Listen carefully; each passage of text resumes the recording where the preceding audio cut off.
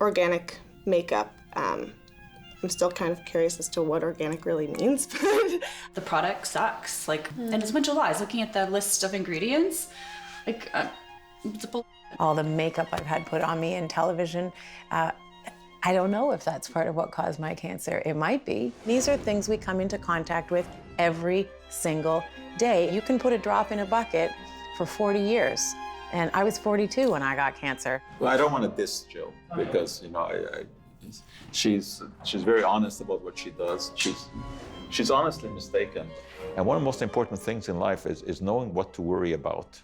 Environmental groups have agendas, just like companies have agendas. And they also need to raise money.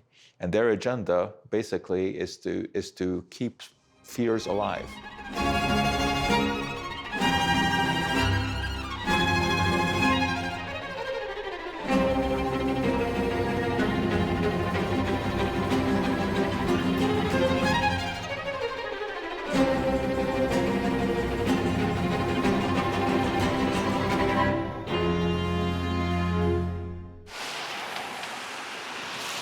So my name's Gracie. I just graduated from theater school a year ago, work part-time at a bakery, and I've been auditioning a lot and doing little short films here and there to try to lay down the foundation for myself as an actor in Toronto. So this is my apartment. You guys can come on in and take a look at what makeup I have. A friend of mine read Gillian Deacon's book, There's Lead in Your Lipstick, and she kind of awakened me to the kinds of toxins that are in everyday products that I don't know about. There's an intro and it kind of lists products that are not actually fully organic, and then I was scrolling down and saw Physicians Formula. My heart dropped into my stomach and I thought, damn, I just bought all these products thinking that I was buying something that was fully safe, but now I don't actually know if it's fully safe for me.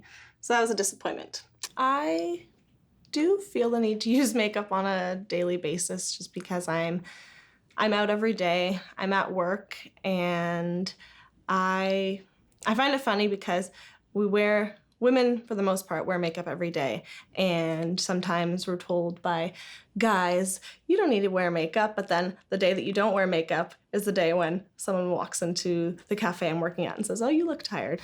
Things like parabens, which they're preservatives, but I still don't know the lasting effects or what about them is detrimental. How do I know if something just says it's organic, if it's safe? And can any cosmetic company just put that stamp on their product? I hear about cancer all the time, and sometimes you can feel helpless because you don't know how to protect yourself from these diseases. And if an eyeliner can give me an eye infection after a week, what can it do over many, many years?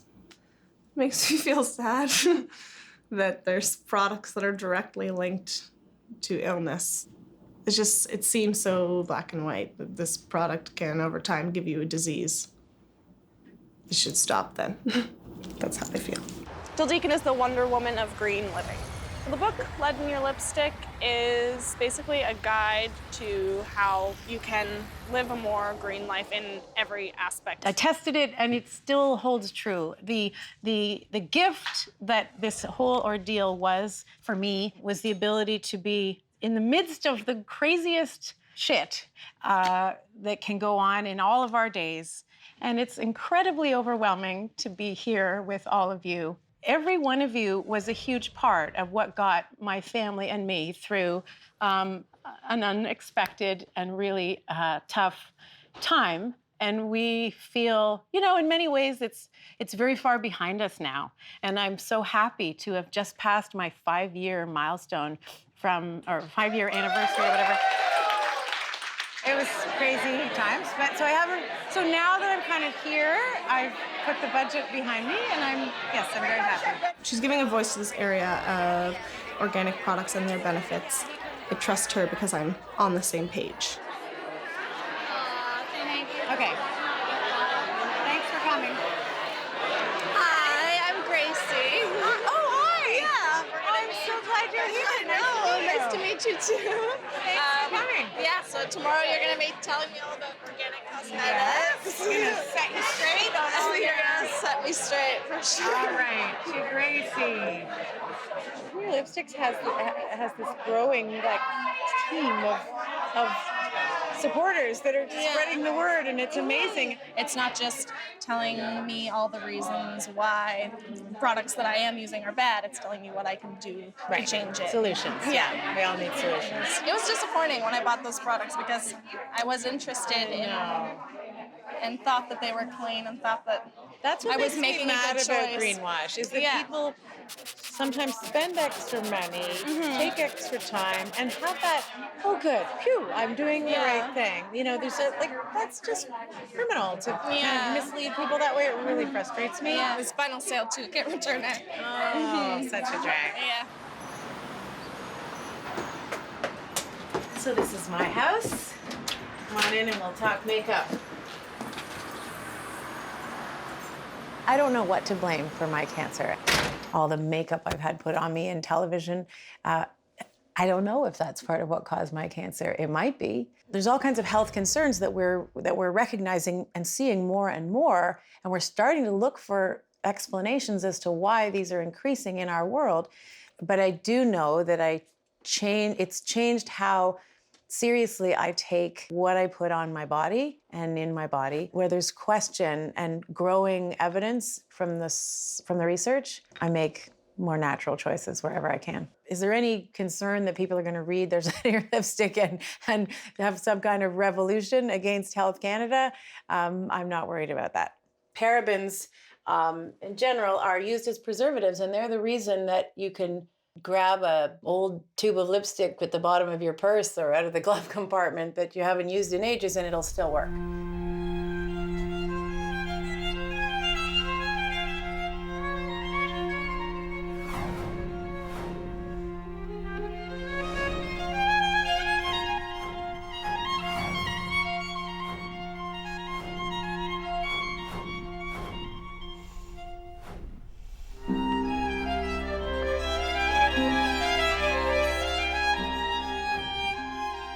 They mimic hormones in the body and confuse the body and just kind of throw your hormonal balance out of whack. There's no smoking gun that links any of these chemicals to any health result. We're seeing research all over the world in leading academic institutions investigating links between parabens and breast cancer tumors, between various chemicals and various health impacts. Organics, for me, buying products that are organic, wherever possible, plant-based in the case of makeup, makes more sense. I look better, I feel better, and I feel better in my mind knowing that I make choices that avoid those chemicals. I'm awakened now to wanting to eventually have a makeup bag that I can trust. All right, so let's see that makeup bag. Okay. These are the things I use on a daily basis. This is my mascara. What is this That's a pointy new thing? one. Organic wear? Yeah, that's the one I was telling you about yesterday that I thought was organic, but turned out to be one of the greenwashing. Greenwash. I was gonna say, you know, when I saw this, I so thought, oh, the organic. green leaf. My greenwash bells went off. Oops. Sorry about that. It's all right.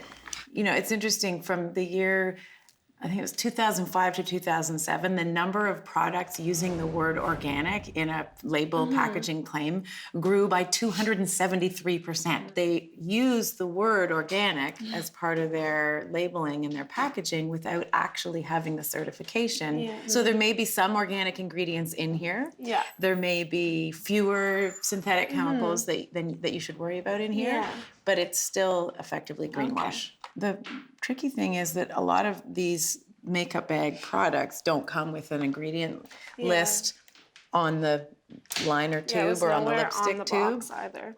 It wasn't? The ingredients weren't listed? It said on the side, paraben-free. Paraben-free is interesting because parabens have kind of been getting a lot of buzz lately. Right. The awareness of the concerns around parabens has been growing.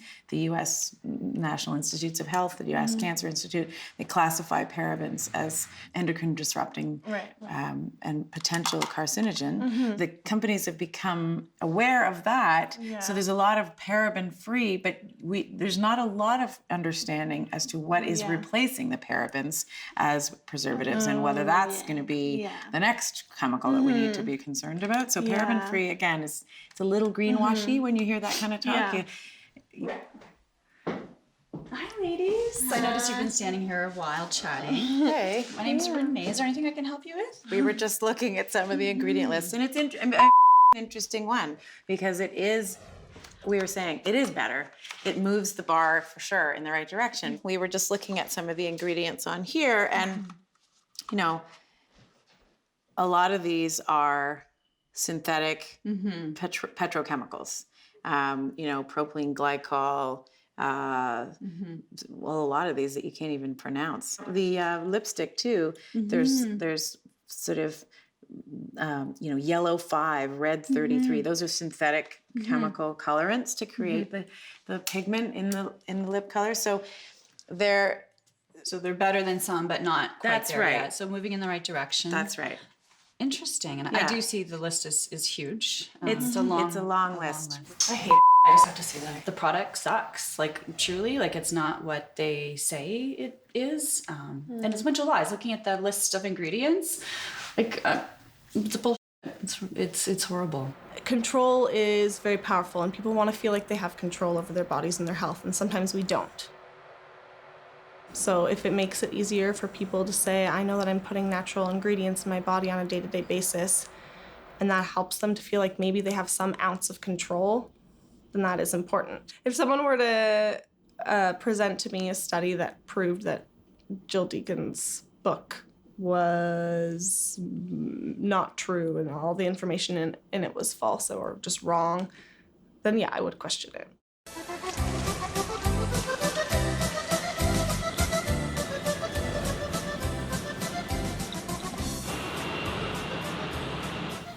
I'm Joe Schwartz. I direct McGill University's Office for Science and Society.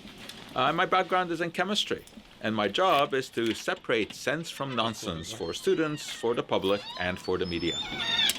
Chemistry kind of looks like magic.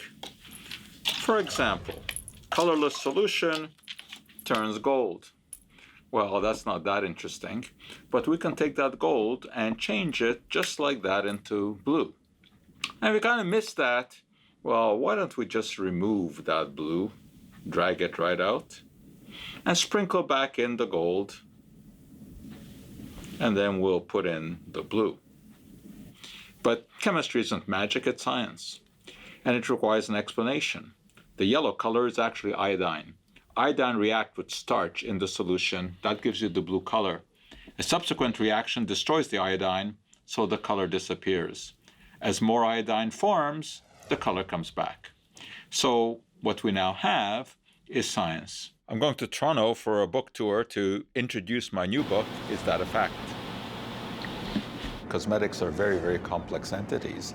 Some of them are made up of hundreds of different compounds. By and large, there is no accumulation.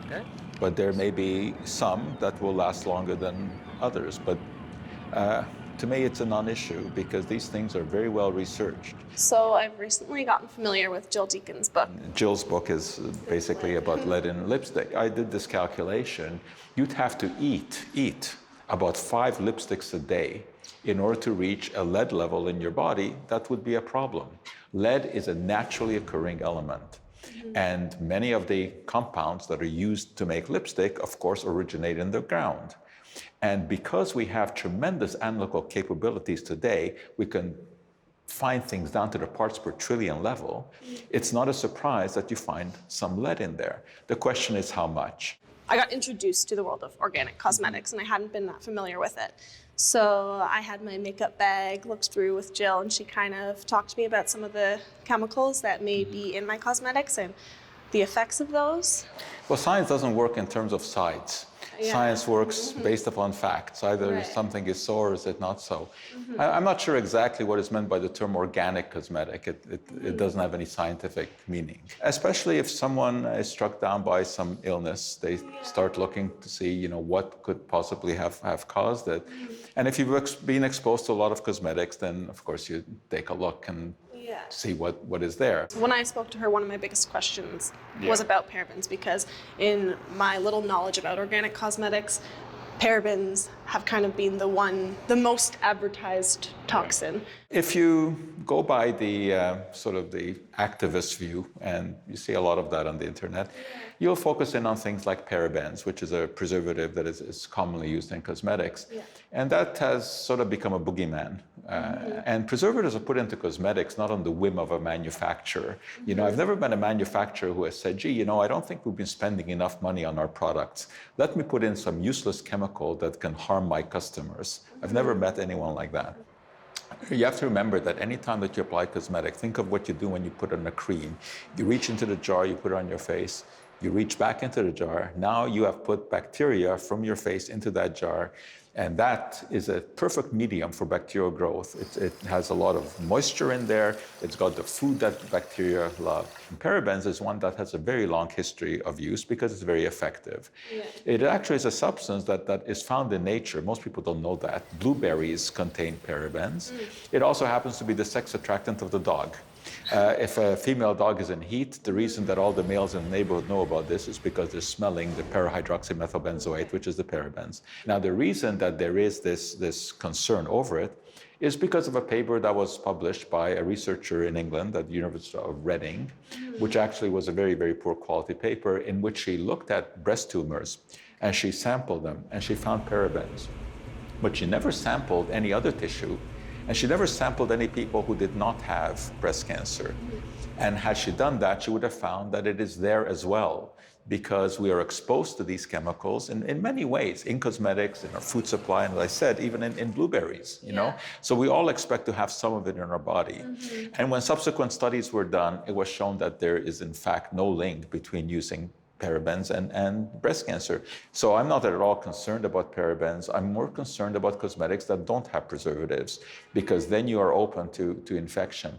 And the scientific literature has all kinds of reports of people developing terrible infections from using products that don't have preservatives. The biggest risks with cosmetics are not what people think. The biggest risk is actually women putting on makeup in the car. That's what causes the most problems. They poke their eye with the mascara brush, and that's a very serious problem. And that's the biggest risk. Nobody talks about that.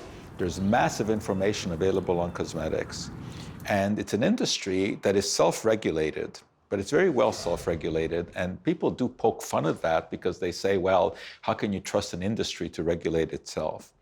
But I think the motivation here is to make sure that they're selling safe products, because cosmetic manufacturers live under the Damocles sword of lawsuits, and they want to avoid that at any cost. So they're scrupulous about what they put into their products. In Canada, we actually have something called the hot list of chemicals that the government suggests be limited in cosmetics, and by and large, they go by that. Generally, what people worry about is really not the acute reaction. I mean, you know, nobody thinks that they're going to drop dead from putting on a face cream. What they're concerned about is the consequences over 30, 40 years of using a product that might have a trace amount of some chemical that in the laboratory has hormone-like properties. So, you know, we in the scientific community are put in a position where activists say, prove that it is safe before you put it on the market. Well, this is a naive requirement because nothing can be proven to be safe. The only thing that science can do is measure risk versus benefit. You need to look at the science behind it, and you have to know who it is that you are listening to, and recognize that you know, environmental groups have agendas just like companies have agendas, and they also need to raise money. And their agenda basically is to keep fears alive, because that's what keeps the money coming in. And one of the most important things in life is knowing what to worry about. I certainly worry about smoking. I think that we absolutely have to do something about that. I worry a great deal about the sugar in our diet. Cutting down soft drink consumption, far, far more important than worrying about trace amounts of lead in lipstick. To the point that there's just a tiny amount that they put in each product. That's true. We brush our teeth every day. We shampoo our hair every day. We spray perfume every day. I mean, these are things we come into contact with every single day. In the case of lipstick, multiple times. So those tiny amounts accumulate in the body. And that's what scientists call the chemical body burden. And you can put a drop in a bucket for 40 years. And I was 42 when I got cancer. Was it a 42 years of drops in the bucket that finally overflowed? I don't know. Well, I don't want to diss Jill because, she's very honest about what she does. She's honestly mistaken. The reason why I believed her story was because it was personal. And I've had illness in my family, and I know that my mom had a stroke when she was in her late teens, and it wasn't until very recently, I mean about 6 years ago, that we found out that the reason she had that stroke was from a rare blood clotting disease. And then she got sick later due to that blood clotting disease, but we didn't know that that disease rooted to that stroke.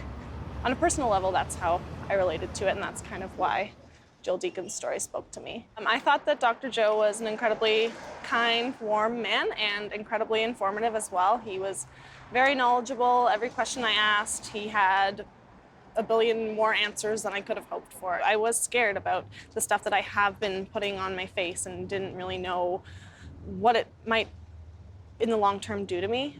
So when I heard him say that those studies aren't actually reliable, it's kind of a relief. I have found out about organic products and their ingredients, and now I'm smarter about label reading. And I've also talked to a doctor who has told me that if I don't buy organic things, it doesn't mean that I'm going to get cancer.